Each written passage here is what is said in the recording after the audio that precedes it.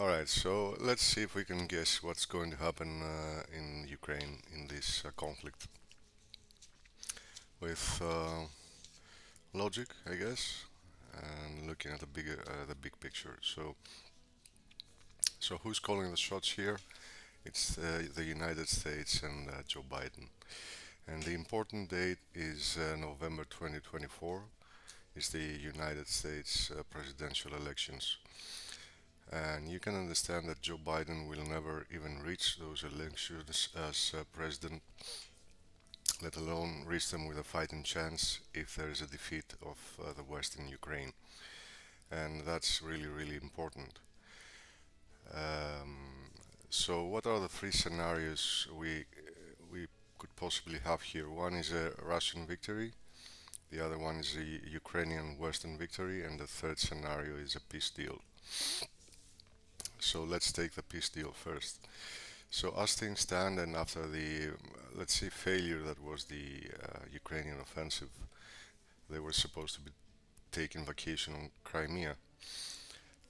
Um, there cannot be any peace deal because the Russians will never accept a peace deal where Ukraine may later join NATO. They make it clear that they will not. It's existential for them, for Ukraine not to join NATO. Because if they were to accept a deal where Ukraine promises to them whatever, uh, they know they can't trust Ukraine, they can't trust the West. You know, Minsk 1,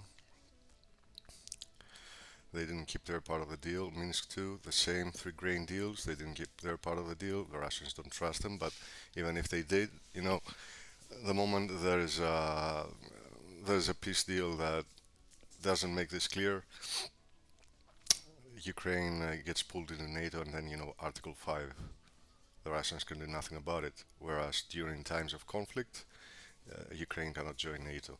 So, if such a deal were to be accepted, also including concessions, territorial concessions from Ukraine, that would constitute a Western defeat, a NATO defeat, a US defeat.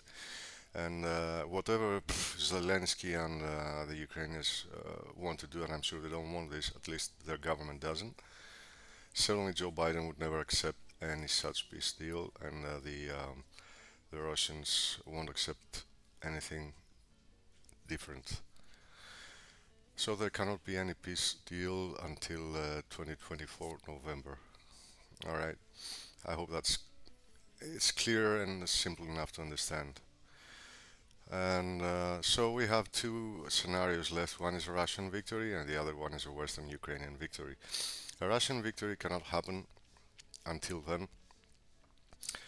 Again, for the same reasons, because Biden needs to make the elections and have a chance to win the elections. And if Russians win, ta-da! And so they will keep sending whatever needed to Ukraine for this not to happen. And Ukraine is just going through another mobilization. Their offensive didn't pan out. They learned from it. Um, and now they will try to overwhelm the Russians by numbers and try again next year. And so, for the Russians to win, it's not going to happen until you know those elections. Um, you see that they are buying time by sending cluster munitions, depleted uranium rounds, whatever, and at the same time ramping up their production. They will send thousands of armored vehicles to Ukraine, no problem. They don't count their losses to the West so long as it's not their own, you know, soldiers dying. And the Ukrainians, the Ukrainian government, also has no issue throwing their men into the fire for liberating and defeating the Russians.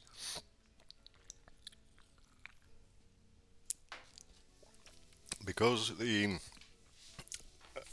Russian friendly countries are so integrated into the Western financial system, like China, India, Brazil, and all that, they cannot supply to Russia what they would need to make a decisive impact on the battlegrounds because sanctions. Okay, they want to keep good relations with the Russians and create BRICS, and eventually BRICS will allow all these countries to not have to worry about the dollar and getting sanctioned.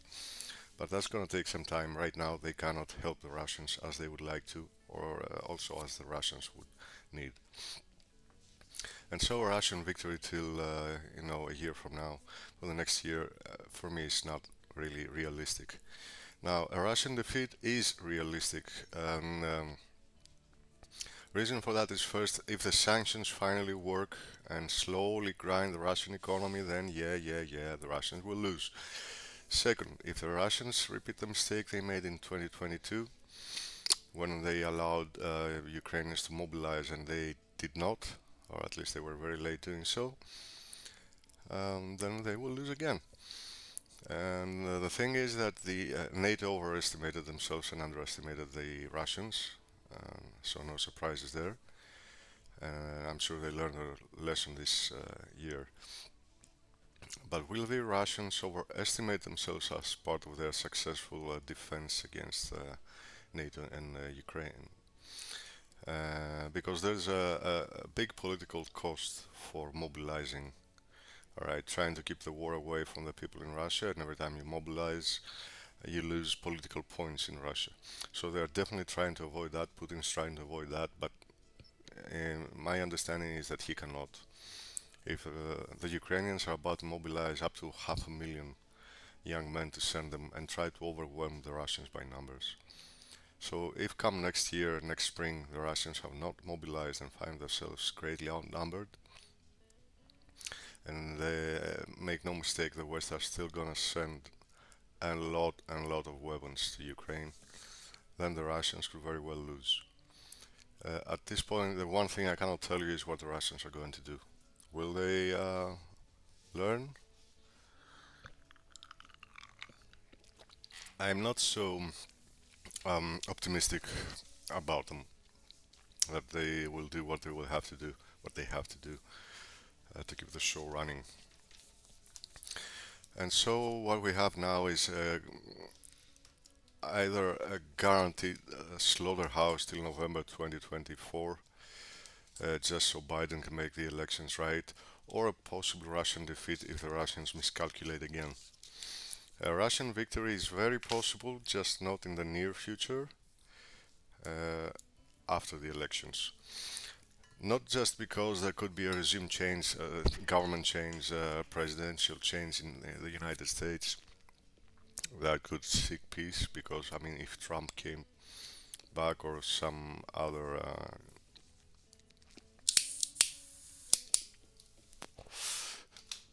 conservative came to power, they could they would have nothing politically to lose by achieving peace. In fact, they would gain, right? Because they have not gone all in like the Western leaders and like Biden.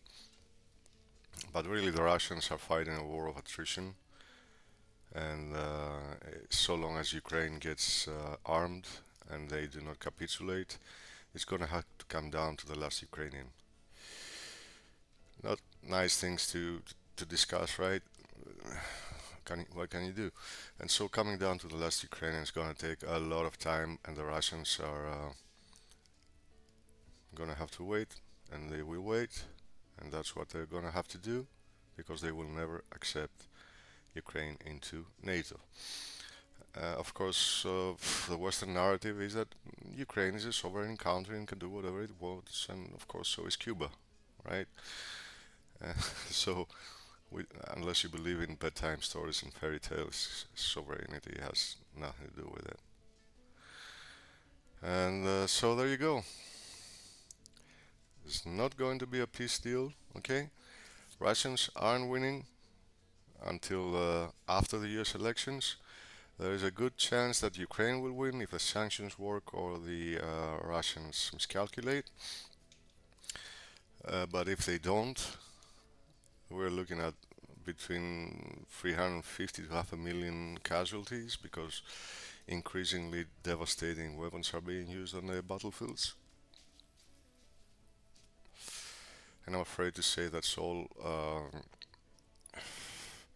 for one man, Joe Biden. See you around, guys.